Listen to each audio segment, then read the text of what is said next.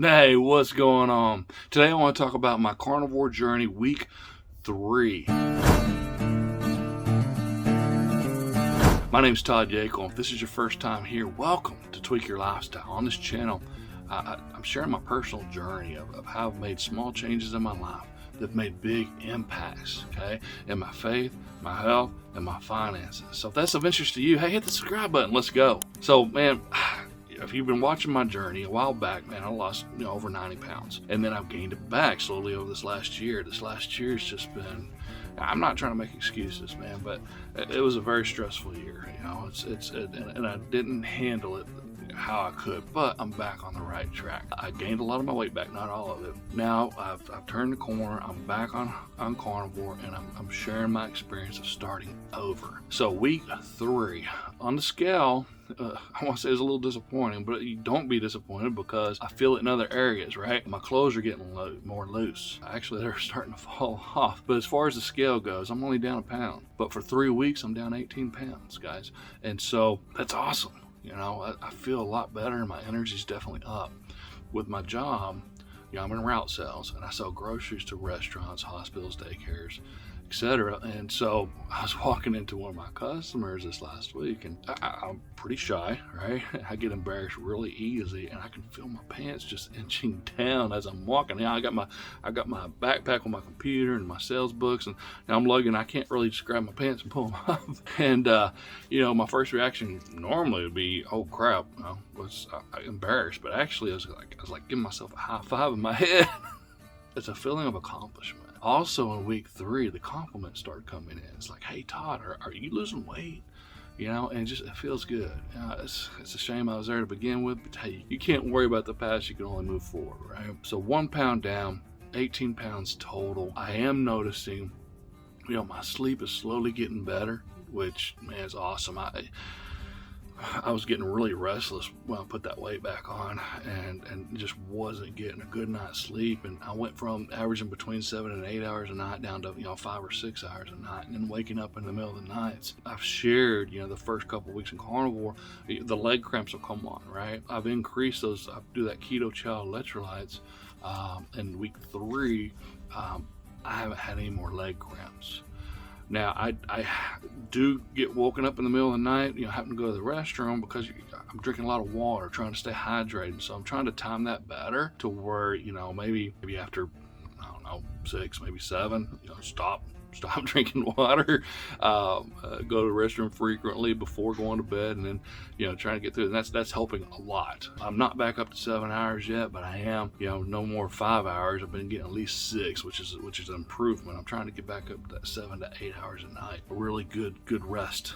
Good sleep, good quality sleep. My knee pain. If you remember back in June, we're in December now, but back in June, man, I broke my foot, and by overcompensating, my knee flared up as far as the arthritis goes, and I've just had a hard time getting around. By not being active, it really helped, with the weight just bloating up, that being inactive, being stressed. I do have a sugar addiction, so I handle stress by eating sweets and drinking beer. And so I've gone 3 weeks without any of those items, and the cravings for those have gotten less and less and less as the weeks go on. So that's a big improvement there. I write down notes as the week goes by, and one of the notes I wrote was, you can start to trust your farts in week 3. I need to scratch through that. Don't ask me how. I know that's embarrassing, but no, you still can't trust breaking wind just yet in week 3, at least for me. Okay. As far as my meals, the only thing I really changed, I mentioned last week, Yeakle gave me that tip on putting a raw egg in my coffee, and I have 2 cups of coffee in the morning. I tell you what, that's the only way I'm drinking my coffee right now. I really like it. So I've increased my morning breakfast from 4 eggs to 5 eggs. I put 1 in each of my cup of coffees, and then I'll fry up 3 now instead of 4. So 5 eggs. That's actually helped get me to lunch. By adding that extra egg. I have increased, how much I'm eating at lunchtime, and then decreased how much I'm eating at dinner. This is towards the end of the week, right?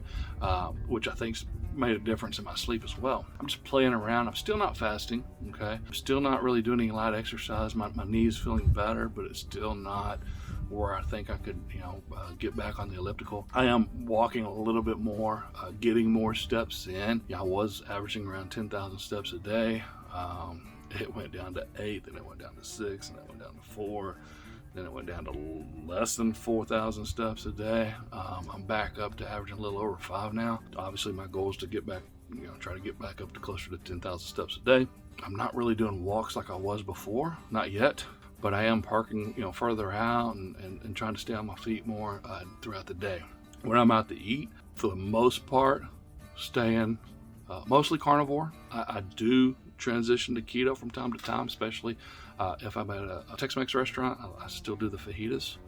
I'll rotate between beef and chicken. I prefer beef, but I'll rotate between beef and chicken just to change it up. And then I won't get the rice, the beans, the tortillas, or the chips.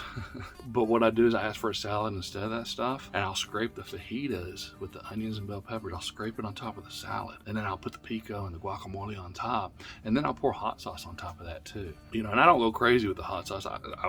I'd like to go crazy with the hot sauce, but again, when you're at a restaurant, you don't know 100% what they put in there. Some places put sugar, not most, but you kind of want to know what's in the ingredients. Same thing with the seasonings they put on the food, etc., and exactly how they cook it. When they're cooking up the grilled vegetables, what exactly are they putting on top? It's good to know that stuff, but if you don't eat it too often, it's not gonna hurt you. My goal is to try to keep this as simple as possible, to change my lifestyle, to change my thinking, to not go back to the sugar addiction. It's if I have one chip, I want 2, 3, 4, 12 chips or more. Same thing with cookies. Same thing with anything. So it's best just to try to avoid it and just change your eating habits, change your lifestyle, and so that's my goal. So we're coming into in week 4. Still not gonna exercise just yet. I am doing some stretches or whatnot to help my legs. Maybe week 5, possibly do some fasting.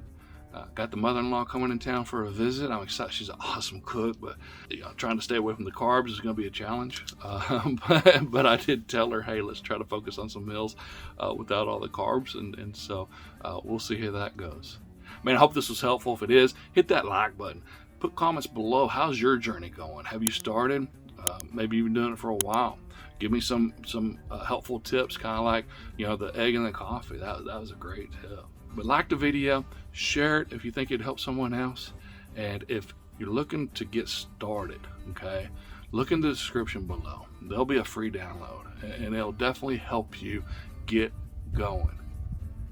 All right, until next time. Hey, God bless, and keep grilling.